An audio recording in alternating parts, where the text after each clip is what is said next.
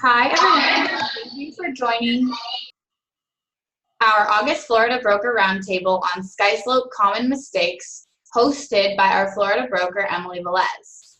As you know, every month we have a special promotion where you can win fun gifts from Allison James just for referring an agent to us.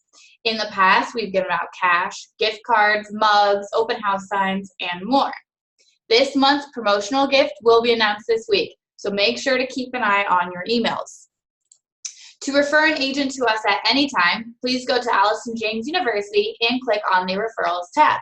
From there, you will find a form that you can fill out with the agent's information. Today's webinar is sponsored by our preferred lender, Success Mortgage Partners. To learn more about Success Mortgage Partners, please visit successmortgagepartners.com or call 734-259-0880. I also want to let you know that John Inman with Success Mortgage Partners will be at our Punta Gorda Happy Hour, which is happening this month. We will be sending out more emails for this, so please keep an eye on your emails for that as well. With that being said, let's go ahead and get started with our Florida Broker Roundtable. Remember, if you have any questions during this presentation, you can type them in the chat box on your Zoom control panel, and we will do a Q&A at the end of this presentation. I'll now pass it over to our broker, Emily Velez. Good afternoon, Emily. Good afternoon, Tori. How are you? Well, good afternoon, everyone. Thank you for joining us today. I have a lot to cover today, so I am going to go as quickly as possible. I know that hopefully you guys have a busy schedule this week, and I wish you a very productive week as well. So I'm going to go ahead and get started with some common mistakes and some file violations that I've been seeing. I do want to say that back in January and February, I did have a training on SkySlope, how to maintain making sure that your files are in compliance, and we have made lots of improvements. So I am happy about that, but we still need to work on some items. So with that said, I'm going to get started with listings. I want to go over the checklist type for the listings. If you choose the incorrect checklist, then I have to, on my end, not on your end, you're not going to be able to do it. And if you call SkySlope, they're not going to be able to do it. You would have to contact me to let me know that you've selected the incorrect checklist. And I'll go ahead in the back end and switch it over to the correct checklist. Unfortunately, when I do that, all the documents that you have uploaded, you'll have to upload them again, okay? So we want to avoid choosing the wrong checklist, because otherwise you're going to create yourself more work. So we want to try to make it as efficient and easy as possible for you guys. So we have 4 types of checklists for listings. The new checklist, okay, that does not mean a new listing, okay? So I often get agents that choose this one because they're thinking, okay, it was a new listing, so they choose this checklist type. You would not be choosing this checklist. It would be actually a resale, okay? New would be a new home, okay, new build. That would be considered a new property. And then, of course, we have the lot, vacant lot, and then we have a lease. So those are the 4 checklist types. The most popular one would be resale, because most listings, they are resale. So then I'm going to move on to the seller's disclosure. So in the past, you've heard me talk about the seller's disclosure. It is something that AJI requires on every file, whether it's listing or it's a sales file transaction. So with the listing side, okay, we need to understand that the seller's disclosure, it protects our brokerage and it protects you, the agent, as well. Yes, in Florida, it is not mandatory, okay, to fill out a seller's disclosure, but we certainly do not want to discourage the seller from filling out a seller's disclosure. So we want them to be able to provide as much information as possible about the property. Yes, the buyer is going to have the property inspected. Okay, so they will be getting a home inspection report, but that home inspection report really talks about the current conditions. Doesn't really give a history of the property. So the seller's disclosure, what I have been seeing is if the seller does not know anything about the property, they could go ahead and answer do not know. Okay, every question they could go ahead and answer do not know. Now, if you just want to take the shortcut and just want to write across every page do not know, that is acceptable as well. Make sure that you do it on every page though. I've seen agents just do it on the first page and then have them initial the bottom of a blank page, unanswered, I should say, unanswered page on the bottom. That's not acceptable, okay? You're having them sign a document that they didn't answer, and now someone can come in and make changes to it, okay? So we want to make sure that we are writing across every page of the seller's disclosure, do not know, okay? And have them initial every page. One thing that I am seeing pretty much daily is seller's disclosures that are missing the property address. Okay, we need to make sure that the property address is on the seller's disclosure. Otherwise, no one is going to know what is that disclosure for. Okay, and then just make sure that every page is initialed. I see a lot of seller's disclosure now. Typically, when I notice that there's a disclosure that's missing the seller's initials, because it's a listing, it hasn't gone on a contract. Sometimes I would just say, you know what, I'll just make sure they do it right when they actually upload a purchase agreement. But on the flip side, when you are uploading a seller's disclosure on a sales transaction, just make sure that every page is initialed and make sure that it has the signature as well. Now, another common mistake that I am seeing on the listing agreements is the appliances. The list of appliances are not being added. Depending which agreement you're using, that would be line number 17. So I have mentioned in the past that when I review files, I pull up the MLS sheet, IMAX sheet, and I compare to what's on the listing agreement. I go over the purchase price. I go over the commission that you are disclosing in the MLS, making sure that it matches what you put on the listing agreement. Well, if you have appliances listed in the MLS, I'm going to ask you to list them in the listing agreement. Okay, I've said it many times before. We just want to make sure that we are on the same page as the seller is. We don't want to run into any problems later on. Because I will be getting, the phone call from the seller, an upset seller, because we disclosed that his refrigerator was included when it was not. So we want to make sure that we don't run into any misunderstandings later on. And the other common mistake that I see on listing agreements is the commission fields.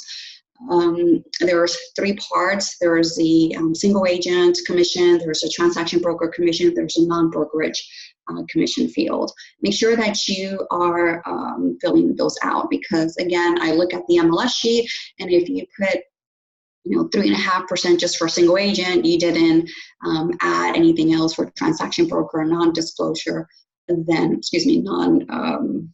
non-brokerage, then I'm going to make a note on SkySlope for you to correct that.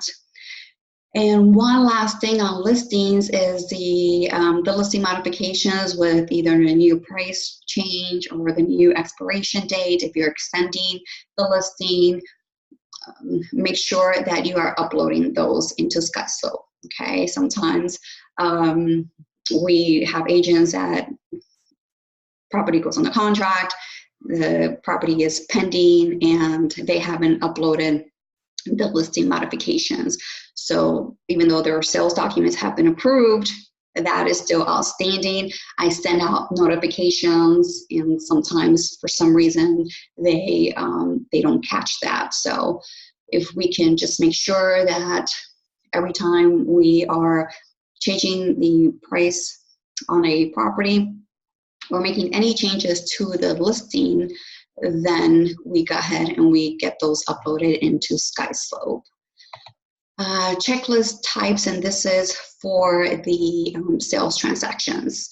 So checklist types for sales transactions, we have agent-owned sale. Now, I want to clarify that with the agent-owned sale, this does not mean that the agent who is also the owner, okay?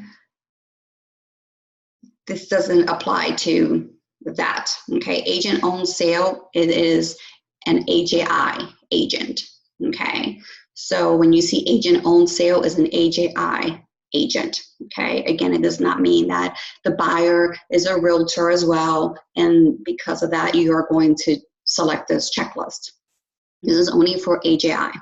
And why do we have a checklist for agent-owned sale?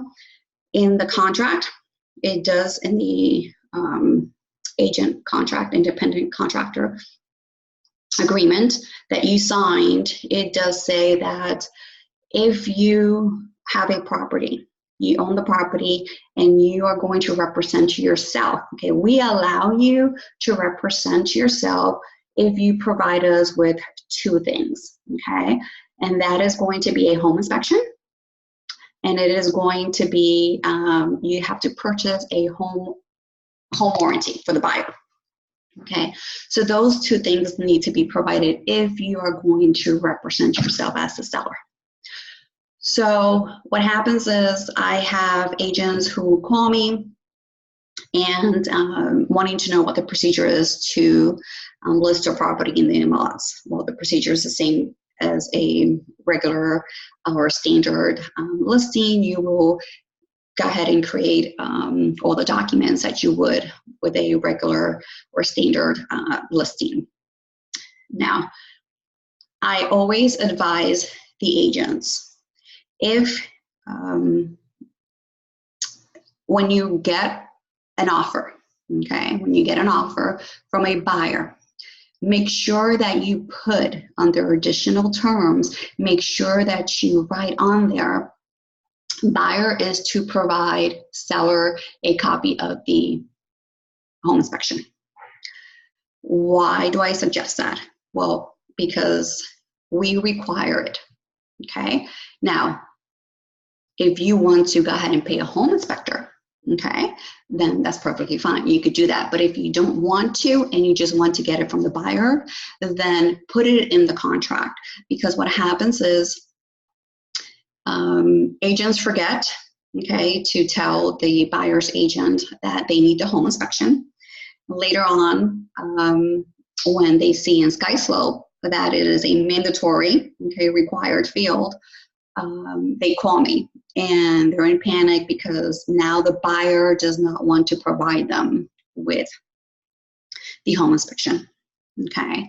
So if the buyer does not comply and doesn't want to share the home inspection with you, then we're not going to waive it, okay, because it is a requirement.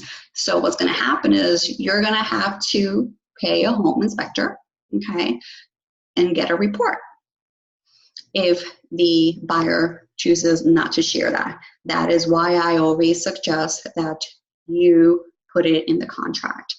Put under additional terms, buyer is to provide the home inspection to the seller, and just put their number of days, I don't know, 10 days before closing, something like that, and explain to the buyer's agent why it is that you need it. The reason why AGI needs it is due to our E&O policy.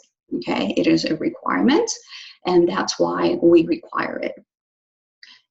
sometimes, most of the time, I should say, when the agent calls me wanting to know what the procedure is to list their home, by the time they list their home, it's been sitting on the market, they finally get an offer, they forget what I told them. So if you could, make notes of it, that way you won't forget at the time, because I understand, it could, 3 months could go by, so you will forget. But please, if you can make a note of that, because you're going to be calling me saying, okay, Emily, the buyer doesn't want to provide me with the home inspection. What now?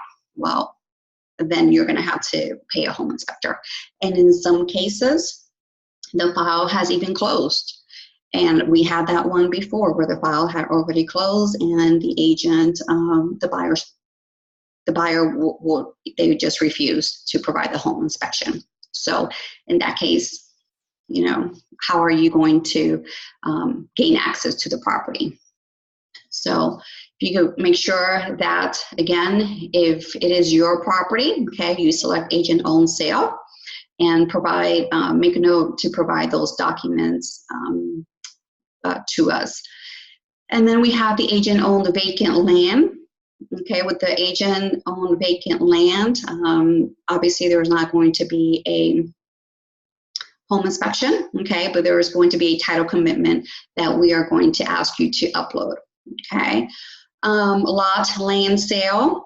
A lot of agents seem to think that there isn't a disclosure for vacant land, and there is a disclosure for vacant land, okay, so make sure you're uploading that if it's a lot or a land. New home. So with new home, we have a separate checklist, obviously, because there is going to be some disclosures that the builders don't provide. And referrals. With referrals, we need at least one document to be able to reference the check, the referral check to. So either the MLS printout or a referral form. Okay, so one or the other we will need, so we could go ahead and complete the file and be able to issue you a CDA. Residential lease, I'm not going to really talk much about that. Short sale, we do have a separate checklist for that, because as you know, there are some short sale addendums that you would have to upload in addition to the normal or standard addendums. And then we have the traditional sale. So that is the most common one, the traditional sale, which is, single family home or condos. So I'm going to move here to sales transactions. So these are some things that I see daily. I review anywhere from 30 to 40 files a day, and I could tell you that 80% of the files that I review, they are, some forms are missing the buyer's name or the buyer's initials, okay? And I am pretty sure I know what's happening. If you are the buyer's agent, the listing agent forwards you the forms for your buyer signature. You upload it into SkySlope, you send it to the buyer for signature, but you don't notice that the buyer's name was left blank on the top of the form, and you forget to type it in. So that is a very common mistake, and I am seeing it daily. We need to make sure that before we have our buyer or seller sign any documents, that the documents are completed. Okay, they have a buyer's name, they have a seller's name, they have a property address. Okay, we don't want them to sign documents that are incomplete, because I know that I would never sign an incomplete document. So we need to make sure that these forms are completed properly. The other one that I see too, not daily, but I see at least once a week, is if on the contract, if there were any changes made, any revisions made to the contract, you will see only one set of initials, either the buyer or the seller. The other party does not sign the revision. So we need to make sure that if you made a revision to the contract, you get buyer's and seller's initials next to the change that was made, okay? The other common mistake that I see is agents attaching several documents under one tab. Now I'm going to minimize here my screen, and I'm going to show you, if you go to SkySlope, okay, if you go to SkySlope and you go here to support, okay, you click on support, there's going to be a search bar that you're going to be able to type. And if you type in split documents, okay, you're going to see right here how to use split and assign, okay. It is a, let's see here, I believe it's like a, 2 minutes. It's a 2-minute video. And please take the time to watch that video. It is very easy. It is very helpful.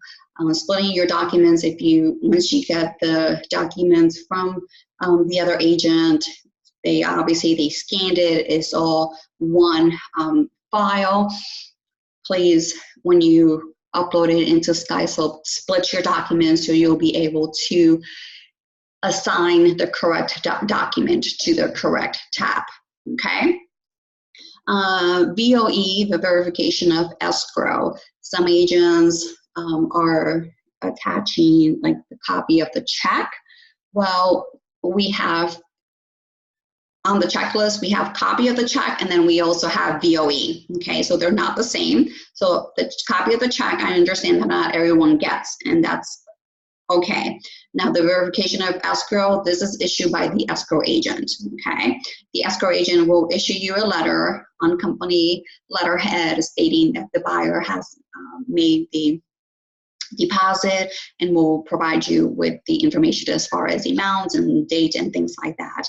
So that is what we are looking for, okay, for verification of escrow. It is a letter from the escrow agent. IMAP printout, let me show you, okay, this is the IMAP printout that I am looking for. It is the first screen when you go and when you search a property and you pull up the IMAP, it's the first screen that's gonna pop up, okay? That screen is gonna have the map, it's gonna have the owner's name, address, evaluation information, sales information, and additional information, okay? That is the screen that I am looking for. If your board does not offer the IMAP tool, okay, then you will need to upload the tax record from the tax collector's office, okay? That is only if you do not have access to IMAP. MLS printout, it needs to show pending status, okay? And seller's disclosure, so with the listing, we've already discussed what needs to be done if the seller does not have any information about the property. But on the buying side, obviously you cannot control what the seller can and cannot do. So in that case, we are asking you that if there is not a seller disclosure, you will upload an email from the listing agent stating that the seller did not provide a seller's disclosure, okay? So it is a field that needs to be completed, okay? I have agents who write NA, okay? NA, that's not acceptable. Again, because either you have the CD, the SD, the seller's disclosure, or you have an email from the listing agent stating that there isn't one. If there is a form that does not apply, okay, you can write NA, because on the checklist it does say write NA if it doesn't apply. What I do not want agents doing is uploading a document that says does not apply. So you attach a Word document that says does not apply. That's not necessary. If you could just write on the comment box NA for not apply, that would be great, okay? Because what happens is I see all these paper clips and I have to open paper clips. And when I see the paperclip, I open it, and it's a document that says does not apply. So that could have been avoided had the agent written an A on the comment box. Next is going to be forms and file updates. I see a lot of times that the agent uploads the incorrect document. So I am going to ask you if you, once you're done uploading your documents, I'm going to ask you to please review the documents that you uploaded, making sure that what you uploaded is the correct document in the correct field, okay? If you have a listing or even a transaction that the closing date changes, please make sure that you are updating your files, okay? Same thing with the expiration date on listings. Make sure that you're updating your files. Otherwise, in our system, it's going to show that the file has expired, and then we're going to require additional forms. So if you could, once you upload your documents, if you could go ahead and upload that information. Also keep in mind too that I final approve the file 1 week before closing, so we could go ahead and issue you the CDA. If the closing date got moved up and I don't know about it, then you're not going to get your CDA on time, okay? So we want to make sure that you get your CDA 1 week prior to closing, okay? Same thing with the purchase price. I see agents that upload the addendums changing the purchase price, but they forget to update it in SkySlope, okay? So make sure you are updating the purchase price as well, because same thing with the commission tab too. When we go and review your commission tab to be able to issue the CDA, we notice that the purchase price was not changed. So now your commission amount has changed as well, okay? Another real big one here is the documents not being legible. I get a lot of documents that I really can't make out I can't even make out the title of the form, okay? So rule of thumb is if you cannot read the documents, I'm not going to be able to read it either, okay? Now, I understand too that sometimes is when you upload it, when you scan it and you upload it, for some reason, because it's been faxed several times, printed and things like that, the document is not legible. If you can actually upload the original, okay, either with the buyer's signature or the seller's signature. It doesn't have to be signatures of all parties, but if only one party, if it has just one party's signature, if you could upload that so I could actually see the original document, okay? Because sometimes I could just see the signatures. I can't read the actual document. So again, rule of thumb is if you cannot read the document, I'm not going to be able to read it. And keep in mind too that these documents, if we ever need to, either we get audited or we ever need to go in front of the board and present these documents, I'm not going to be able to, present documents that are legible. And that can, actually, create more issues and more problems. I do want to say that we actually currently have an agent who filed a commission dispute, and she provided me with all the documents. She filed the complaint, and I'm going to be driving 2 hours to the hearing. That's 2 hours one way to attend the hearing. And I'm more than happy to do that because this agent, not only does she deserve her commission, we're going after the other broker's commission. And because it's from broker to broker, I have to be there. And, I do have to say that this agent, she provided me with documentations, and these documents are legible, completed the way they're supposed to be. They're not missing any information. And, if I ever have to go at bat for you and I have documents that are not legible, that are not complete, I'm not going to do a very good job. Okay. So I need everyone to please upload documents that are legible and that are completed with all the information that the document requires. These are some of the required forms that sometimes are applicable, but agents forget to upload, such as FHA addendum. If you have an FHA buyer, there is an FHA addendum that needs to be uploaded. The licensee disclosure, whether it's you, the one that are representing yourself, or if you know that the other agent, who is also the seller, if you know that they obviously that they're the agent, so they have a real estate license, please upload the licensee disclosure. If they do not provide it, please make sure that you ask for it. Do not fill it out. Okay, that is not your job. It is the licensee, the other party that needs to disclose that, not you. So please make sure that you are uploading those. It is a National Association of Realtors.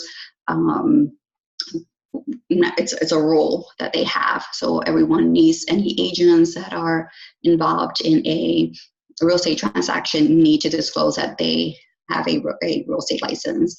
The housing for older persons, that's another form that sometimes it does apply to the file and agents forget to upload. And then we have the receipt of condo documents. If you do not check off in the condo disclosure that the buyer has received a document, then I'm going to be looking for a receipt of condo documents. If you provide those later on, we want to make sure that we get that in writing. Okay, and then again, if the purchase price changed, the closing date changed, if the seller is giving credits, anything, any changes that were made to the original contract that you create an addendum for, please make sure that you are uploading those, because sometimes I have to pull up the purchase agreement and look at the closing dates and things like that to make sure that it matches what you've put in SkySlope. The commission tab, make sure that I know sometimes, if the closing gets moved up, you immediately email me saying, hey, Emily, my closing got moved up. Can I please get my CDA? Before you do that, can you please make sure that you have updated the closing date into SkySlope? Make sure that the purchase price is correct. The percentage or the flat fee for the commission amount. I get agents sometimes that they don't know they could actually put a flat fee or an amount versus a percentage. For example, there's listings out there that are paying 3% minus a $300 fee. So in that case, you can't put the 3% minus 300, so you would just go ahead and calculate what that is and put in the amount. Okay. Don't forget that if you have to pay out a referral fee, make sure that you include it in the commission tab, and make sure too that you attach the referral form on the checklist as well. Otherwise, we are going to ask you for that, because we will not pay any referral checks if we do not have a referral form on file. And lastly, write notes in the comment box if needed. Sometimes agents, they forget to write a note, and next thing you know, we issue the CDA for the incorrect amount. So because they forgot to note something on there. So again, please communicate to us as much as possible so we can go ahead and get it right the first time, because that's our goal, to get it right the first time. make sure that you email me directly any CDA request. I have agents who will email me and then copy processing, copy accounting. They don't need to be involved because they do not, well, first of all, processing will not issue any CDAs without broker approval, and accounting has absolutely nothing to do with CDAs, okay? So all CDA requests come to me, okay? And finally, CDAs will be issued 1 week prior to closing, like I said before, okay? So even though your file may be the checklist may be approved, may be completed, nothing is pending, you may still see it that it has not been final approved, and that is because I will wait a week before closing to final approve the file. Okay, non-compliance and file penalties. You've heard me mention this before. Sometimes you will get an email from SkySlope that I send out if you have not complied with this rule. We do have a 48-hour rule, so all executed documents must be uploaded within 48 hours of receipt, okay, into SkySlope. And again, I don't want you to think, well, you know, they haven't returned the form. Well, then it wouldn't apply. It is within 48 hours of receipt. So once you receive the form back, at that point, then the 48-hour applies, okay? It is 48 hours from the time you receive the document signed. If payment is received by corporate and there isn't a file uploaded into SkySlope, or the file is incomplete and unapproved by broker, you will be assessed a fine of 25% of your commission, okay? So we want to make sure that you are complying with this rule, okay? If for any reason you cannot comply with this rule, I do get phone calls from agents, you know, telling me, Emily, this is what's going on. Just wanted to let you know. Sometimes they'll email me, and I understand. I was once in your shoes, okay? So sometimes it is very difficult to work with other realtors because they are just not cooperating. And sometimes just life happens. You know, people get sick, emergencies, things like that. It's understandable, okay?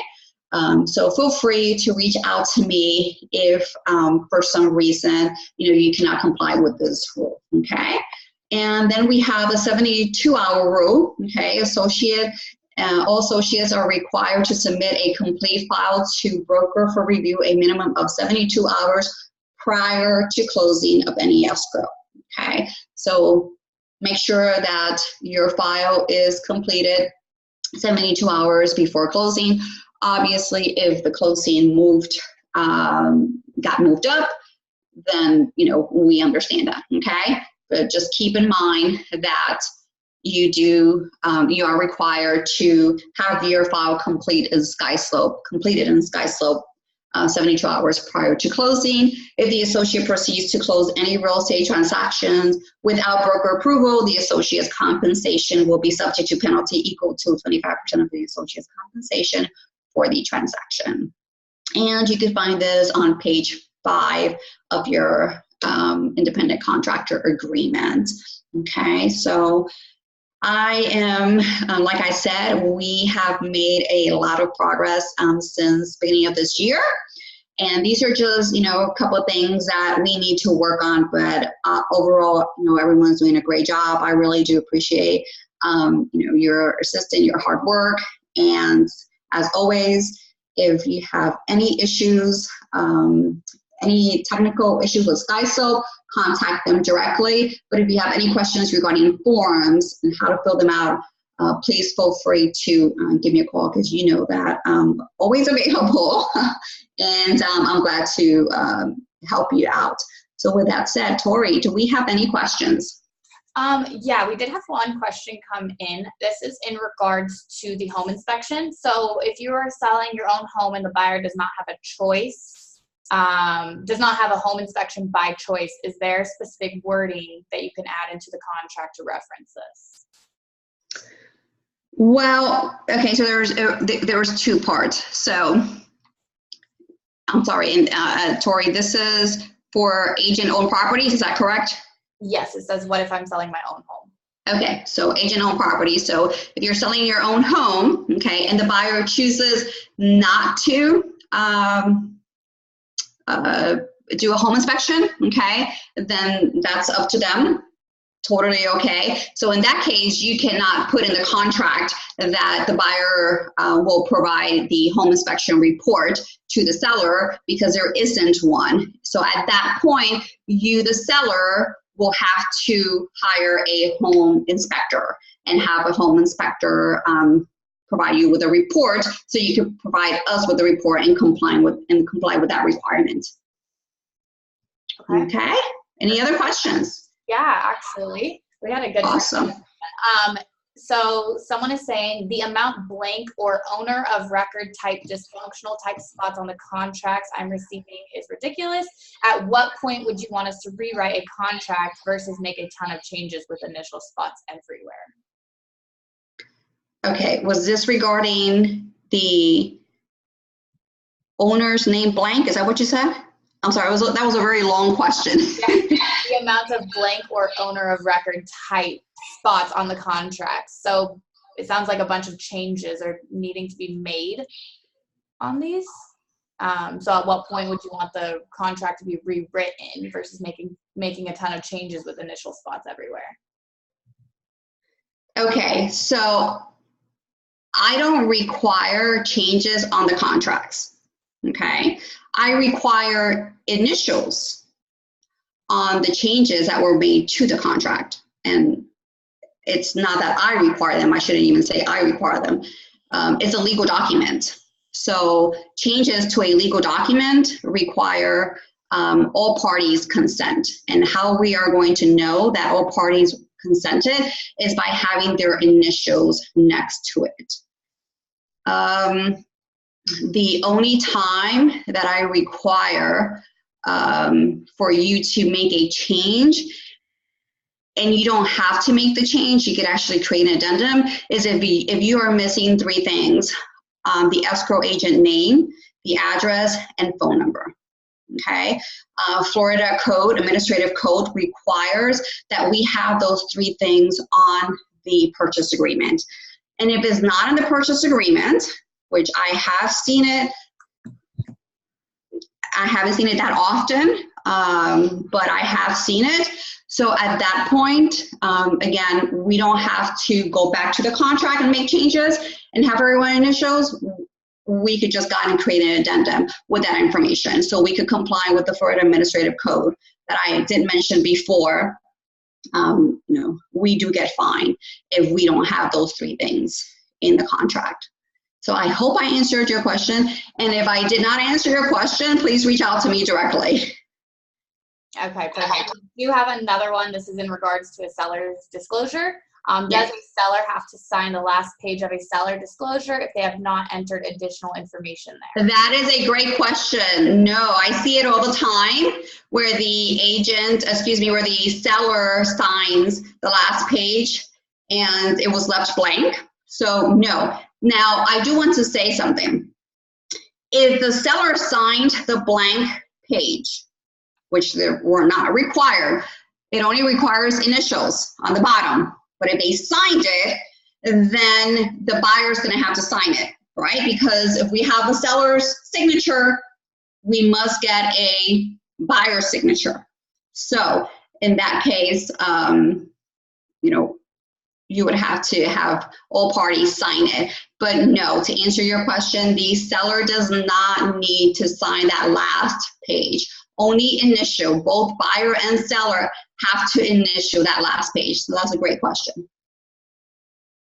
Okay, and it looks like we might have another question coming in. So while we're waiting, I did just want to mention, someone had asked previously, I know Emily did a SkySlope webinar in the beginning of the year. So if you need to find any previous webinars, let's say you missed something, within 48 hours of the webinar, we post this on Allison James University. It is under the Learn section. At the bottom of the Learn section, there's a little drop down. It says Florida Broker Roundtable, and it will take you to a page where we have all of Emily's webinars on there. So that's how you can find any previous recorded webinars. And if for some reason you can't find anything, please just email us. You can email me at support@ajicorporate.com. And then Emily, I'm hoping I understand this question correctly. Someone is wondering if the seller's disclosure is required when property is in probate and no one has lived on the property.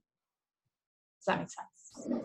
Yes. Well, that goes back to the seller not knowing anything about the property. So in that case, they could just go ahead and answer do not know. Okay. So it's always required. You can just put do not know. Okay. Correct. Hopefully that answers everyone's questions. Emily, do you have any final thoughts? No, just again, if you have additional questions, please reach out to me. Like I said before, we just are trying to be efficient here and trying to complete the SkySlope files as quickly as we can, so we can move on to the final stage, which is the CDA, issuing the CDA. So if anyone has any questions, any concerns, please feel free to give me a call directly at 941-544-0865. And hope everyone has a wonderful week. Perfect. Well, thank you, Emily. That was a lot of information, but all really good information. So we thank you for taking the time to talk to us all today about this. And thank you to everyone who joined us for this month's Florida Broker Roundtable. We had a great turnout, so I'm very happy about that. Of course, thank you to Emily for all of your wonderful insight and for leading today's topic and presentation. As always, we do appreciate you. So thanks again to everyone for joining us, and I hope you all have a wonderful week and a good month of August, and we will see you all next month. Have a great day. Bye.